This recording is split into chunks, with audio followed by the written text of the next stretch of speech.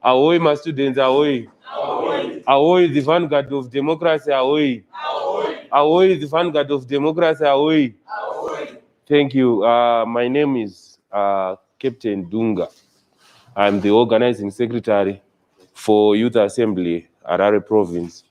I'm actually happy to meet you, but before I move forward, let's welcome our leadership, our Secretary General. May we all stand up as he comes in.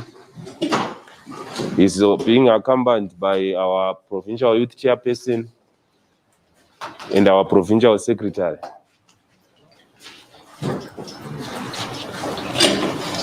We thank you. We may all sit down.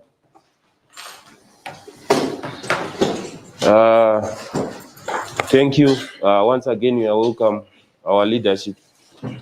I'm not going to take much of your time. As you can see, I've got my senior leaders who have just arrived. So I will need to give them more time so that they can at least give us one or two ways. Maybe they can give us one or two issues pertaining our 1 million campaign. So for now, I will take this opportunity to call upon our Provincial Youth Secretary, Councillor Denford Ngadzore. This program is happening in Harare Province, where he is the organizer and I'm the secretary. He is the provincial chairperson. As a student, you've got a duty to link your problems at a various institutions with the current system which is happening in Zimbabwe.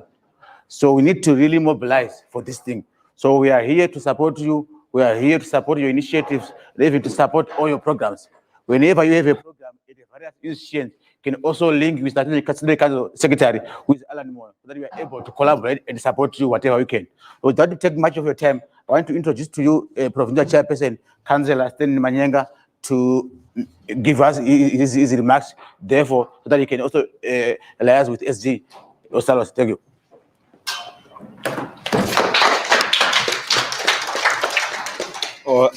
Thank you, Student Council, for inviting us, for allowing us to be here as the MDC Alliance that is led by Nelson Chamisa. We know that as young people, we need to work very hard for the better of our future. So like my secretary has elaborated that we need to link each other so that we can work together because we've got hard times ahead of us. And the people that suffer are the youth. And if the youth don't come together and mobilize and do something about the issues that are affecting us as youth, it becomes a problem. So we are glad that we are linking today as we soldier on for one goal. So I want to thank you for that. I don't want to take much of your time because we've got our national member, the Secretary General, who's also the driver of the 1 million campaign. So I'll take this opportunity to introduce you to the Secretary General, Ostallos.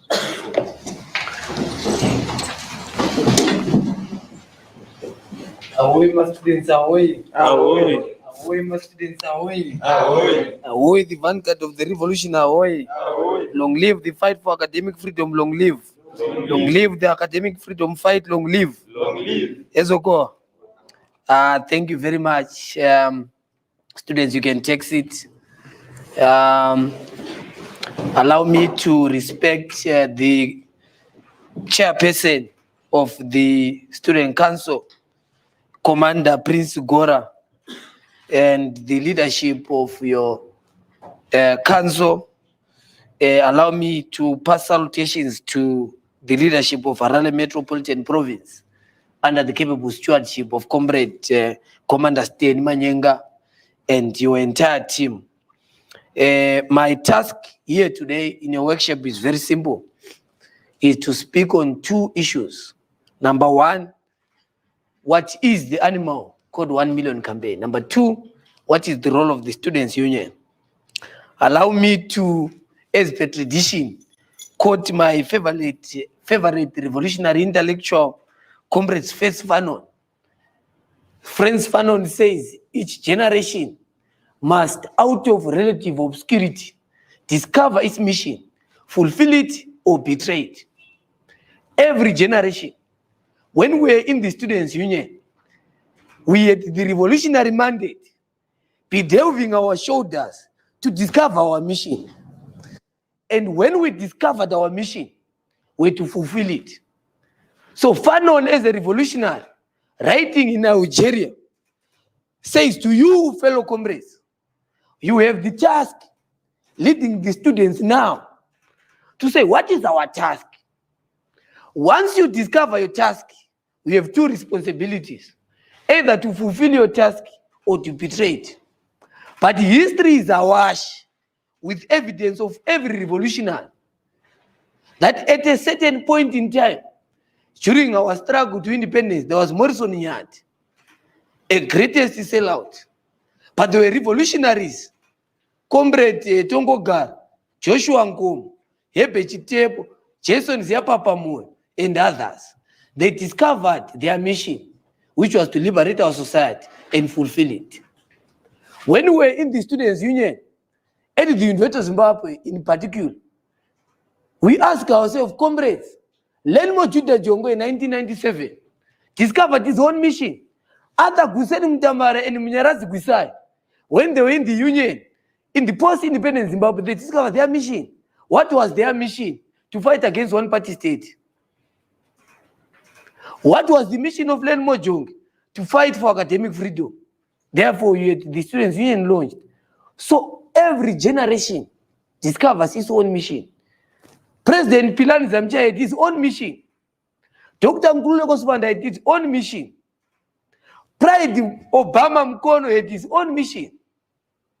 Every student leader has his own mission. So the task is to discover what is our mission. How do we go beyond the fight of fighting bones and soup at the university and start to speak on issues of national significance? Because you are the voice of the voiceless. You represent your brothers and sisters who could not afford to go to university or tertiary institutions. So you have to sit down and say, comrades, what is our task? So we have brought one of what we believe is your task as a generation to mobilize students. We expect that you, fellow compatriots, you as student leaders, the torch bearers of democracy. But there is no society that thrives without the role of intellectuals. When war veterans who went to war were in a conundrum after the expiring of the Winning by Willing Seller project, because the Lancaster resolution resolved that that project is going to last 10 years. And when it had expired, comrades then sat down and said, comrades, 20 years, I'm sorry, for the Willing by Willing Sale, it expired. What is the way forward? It was the role of intellectuals, in particular students, that mobilized for veterans and told them that, no, you guys went to war to fight for one man, one vote and fight for land. So let us go back and take land. When Mugabe was dining with the Queen, now pursuing capitalist ideological persuasion in Zimbabwe, which benefited independence out of a Marxist-Leninist guerrilla warfare. It is the students who then reminded Robert that no, you are selling out on the center or the central objective of the liberation struggle, which was land. And the war veterans then had to march after being given the revolutionary consciousness by students of history. And then they said, Mugabe, we throned you. We can dethrone you. And Mugabe left London and came here and with the first take land reform program. Because Mugabe, that was his only way to save power. So my point is that students are the enlightenment generation. They shape and give light to society. So we are here under the banner of 1 million campaign to say, how do we mobilize students to engage in critical issues beyond the fighting for bones and soup at the university? How do we begin to speak truth to power? Well, that is the nature of revolutionaries. Because Cabral says, tell no lies, claim no easy victories, expose lies where they are told. That is the task of revolutionaries. Antonio Gramsci adds on and say, no, comrades, we are what we call organic intellectual thought leaders. And what is the task of organic intellectuals? To manufacture consent and shape society's belief systems. So this is your task as the revolutionaries. So out of 1 million students, the fundamental question that we must be debating today is how many students do we bring into the broader democratization agenda? Because the liberation generation fought for total independence. We are fighting for transformation and economic independence. Because every generation has to discover its own task. So you sit today to plan. For us as a generation, yes, we are not fighting against Smith regime, but you are fighting to democratize and change the concrete realities of our people. So we are here to set a conversation. So I go to the objectives, which is the last part of my presentation.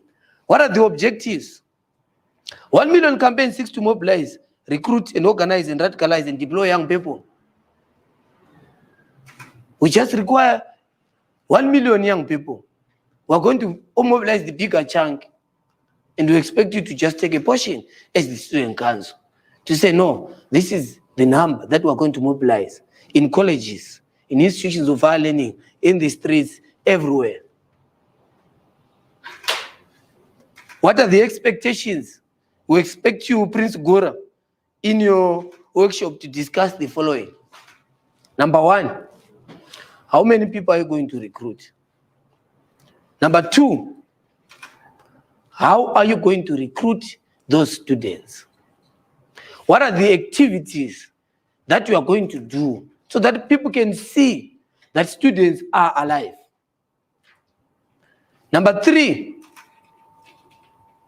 what is needed to make sure that we implement?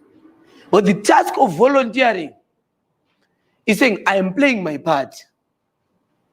And how do I play my part? What activities are we going to do so that we fundraise to push our programs? We're going to obviously be part and parcel of the wing to support you, to know where we need t-shirts, where we need to do events, what is needed, and so forth.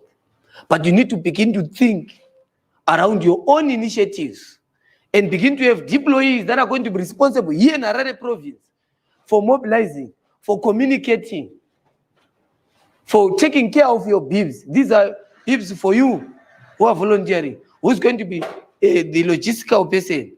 Who's going to be articulating consent? Who's going to be looking for resources? So these are issues that we must be able to discuss as students, to say we are volunteering. But that is the task of intellectuals. Who's going to be manufacturing ideas? We want to see pamphlets. We want to read revolutionary material from the student council. Because leaders are readers. Leadership and readership moves in tandem. So we want to see you. We want you to unpack and critique President Nelson Chamisa, the people before anyone else, aka Wamba Diawam. We want you to unpack his manifesto. President Chamisa says we want to create a $100 billion economy in 10 years. Let us, accountants, economists, come and unpack. How do you intend to create a $100 billion economy in 10 years? Let's show them, because we rule. Because the crisis in this country is deficit of ideas. The ruling class has no ruling ideas. We lead in terms of ideas, but we must show them that if you give us this country in 10 years, what is our economic plan? How are we going to revive a collapsed economy?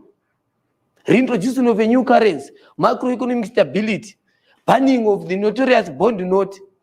Because the bond note was caught in flagrant delict. People don't trust Mtuling Ngube. People don't trust Mangush. But if you get your wife being involved with someone else, divorce is inevitable. There is no trust. This is what the bond note suffers from. People don't trust. So the first thing immediately we're going to do is to recreate a social contract, a relationship between those who govern and those that are being governed, and create a democratic developmental state. We want to hear students articulating their agenda. How are we going to fight against state capture? How are we going to fight corruption? The students must be in the forefront of articulating and shaping belief systems in society. We want to see you in town, mobilizing young people, telling them, no, I'm an intellectual. I'm concerned about change. There is nothing toxic about that. You are not doing a demonstration. You don't want to destroy anyone. You are mobilizing young people. 1 million youth voices for change. Change is the only constant in life. Whether people can arangua and unleash military tank, change is inevitable because it is the only constant in life. But anyway, that is the language of us revolutionaries who are in the front line. You students must be in the forefront of articulating, recruiting and mobilizing students so they become part and parcel of the change project. Because you are the founding members of this organization. You are the key people who said in 1999 in September in the National People's Convention and said, comrades, the fight for bones and soup is not sufficient if we don't address the national question. Therefore, let us call comrades from labor, let us call the civil society and the church and convene and say, comrades, the only solution is to create a democratic party. And Dr. Morgan Tsvangirai, because we've been in the forefront in the labor movement, lead us. Who come with the Students' Union and build the revolutionary vanguard. You saw the emergence of Nelson Chamisa. Since then, they've been engaged in this struggle to transform the concrete realities of our people.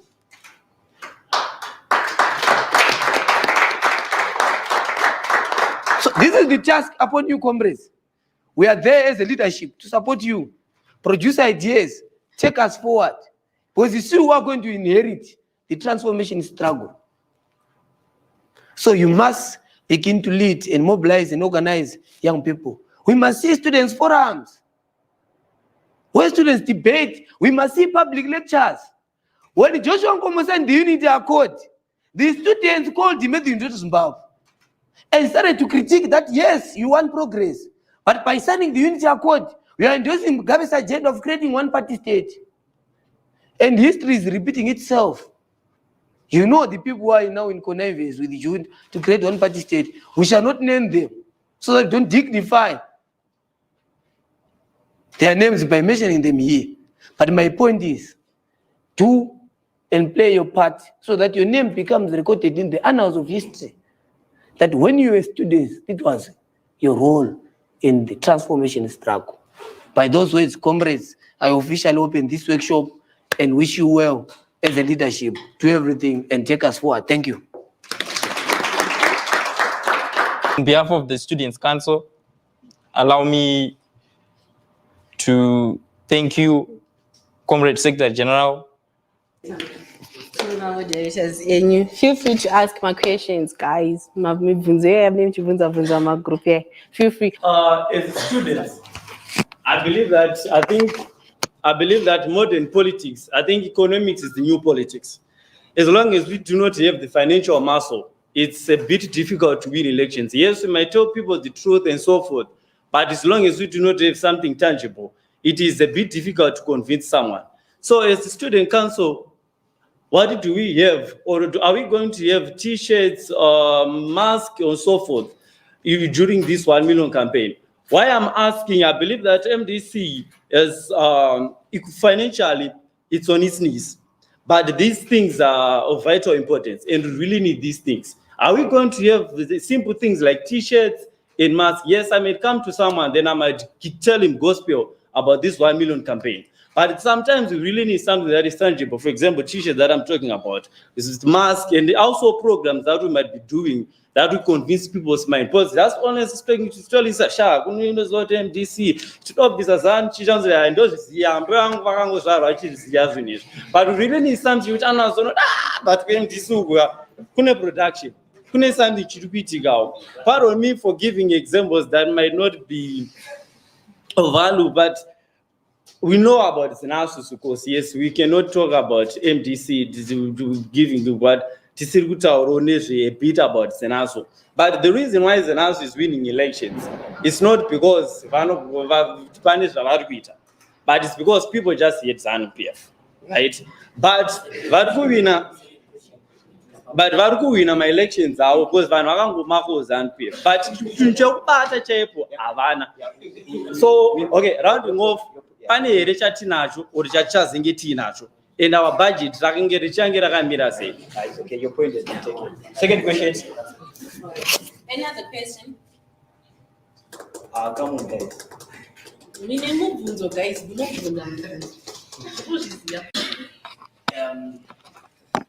So I'll start quoting Thomas Sankara.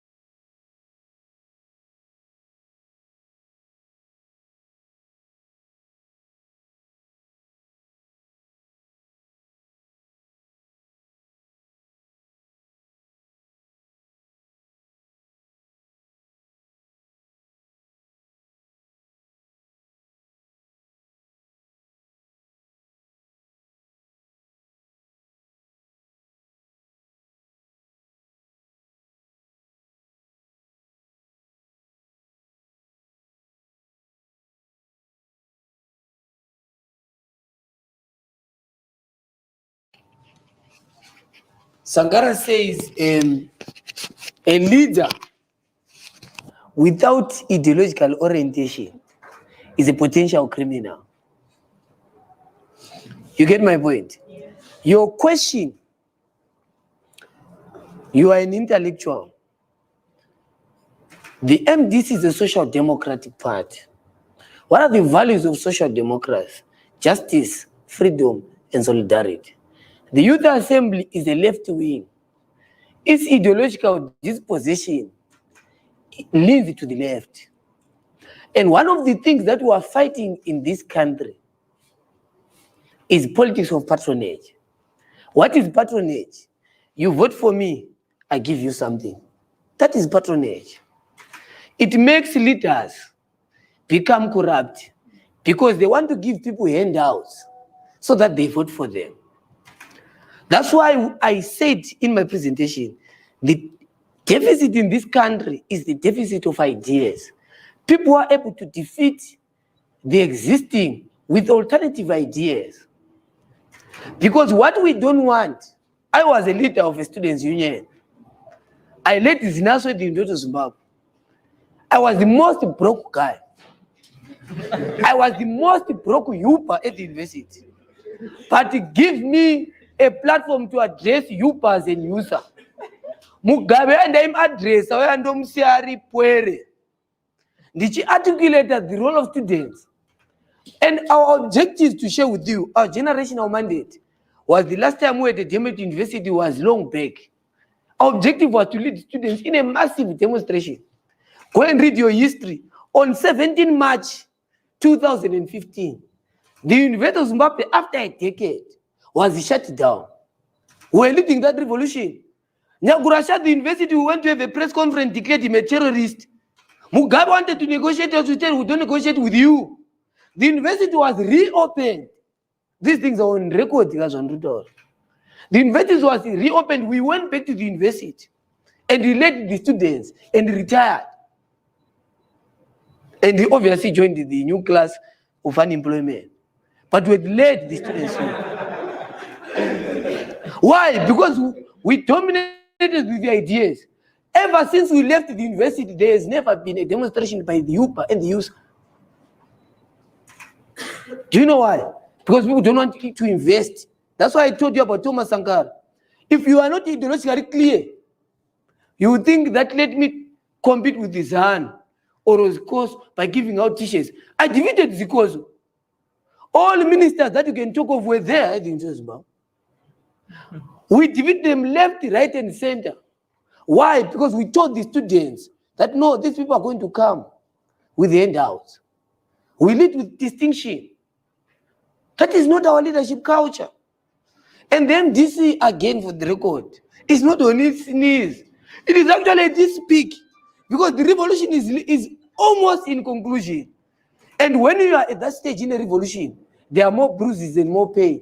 So the attempt to suffocate the democratic alternative does not mean that it is in the verge of collapse or it is in its knees. In actual fact, it is towards Canaan.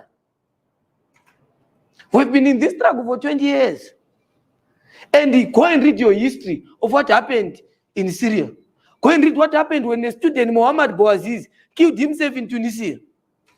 Go and read what happened against Hosni Mubarak in Egypt.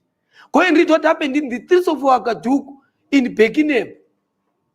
And you would know that the time for dictatorship in this country is over. But symptoms are ripe. Look at the economy. Look at the health sector.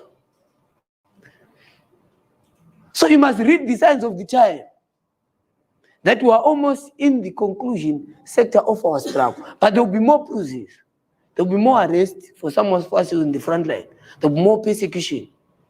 But it means we are in the final lap of our revolution. But that is the nature of a revolution. It can't come. It's not a walk in the park. Go and ask Karl Marx. It is not a bed of roses. We are engaged in this struggle as long as it's necessary to transform the concrete lives of our people. And we have no capacity to be engaged in struggles of patronage. Yes, the resource question is important. How do we move from point A to point B? That's why we launched generational consensus as a volunteers program to advocate for the ascension of Comrade Wamba Diawamba into the presidency, it was a volunteers program. We never got handouts from anyone, but we were volunteers. Ostallos, I bring $1, I bring this, that. Go and read about volunteerism. People who volunteer are there not to earn something from it, but they're genuine to the cause, because history is recording that. While it is important for us to ensure that we support there and there, but the central objective is to understand that the democratic alternative, we defeated Mugabe in 2008, we're never giving people handouts. We're actually saying, no, we must not confuse the state and the party, where resources are used for political advantage. When we get into government, those are the things that we are abolishing, because we are tired of that politics. We want people to defeat each other at the level of ideas. What is your policy alternative? But you must have capacity to convince people at the level of ideas that you are genuinely the alternative. Let them give money, but give them ideas that no, if you join the movement, these are the benefits. If we win Zimbabwe for democracy, these are the benefits. Because our society can't be stuck in politics of giving people handouts in times of elections. Then after elections, we disappear. That is a wrong culture. We're engaged in this revolution because it is cultural in essence and revolutionary in significance. We're changing culture, we're changing behavior. And you, as the students, must be leading that revolution of entitlement. I thank you. Comrades, good luck in your procession. Allow us to proceed further.